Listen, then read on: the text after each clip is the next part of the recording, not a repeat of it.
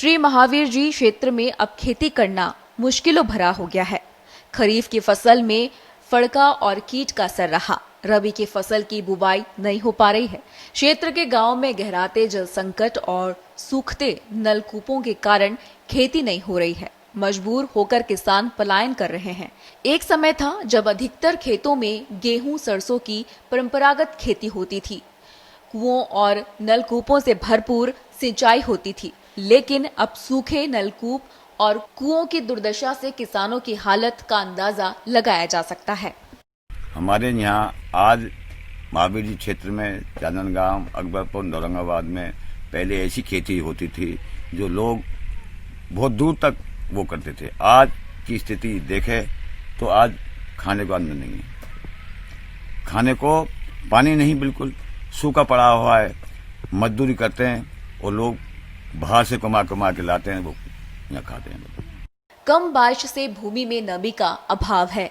किसानों को अब मावठ का इंतजार है। इसके बाद ही चने की बुवाई हो सकेगी। किसानों का सुझाव है कि गिरते जल स्तर से निपटने के लिए क्षेत्र की जीवनदायिनी नदी गंभीर नदी को फिर से जीवंत करना होगा। इसके लिए चंबल का पानी पांचना में लाकर गंभीर में छोड़ा जाए। फिर नहरों के जरिए किसानों को सिंचाई जल उपलब्ध करवाया जा सकता है।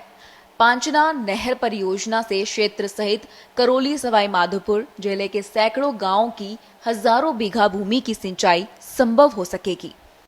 मेरे दादा खेत सूखे पड़े हैं, पानी है नहीं है और बरसात है नहीं रही।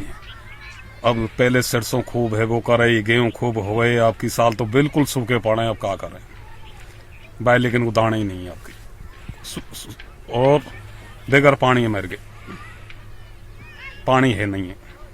अब क्या करें, नहर को कह तो नहर को पानी आओ जब प्राण बचे, और कह चंबल को पानी पांचने में गिरे रही नंदी चालू हो जब प्राण बचे नहीं। हमारे तो यहाँ कतई बिल्कुल ही सूखी खड़क धरती पड़ी है, ना कोई पैदावारी।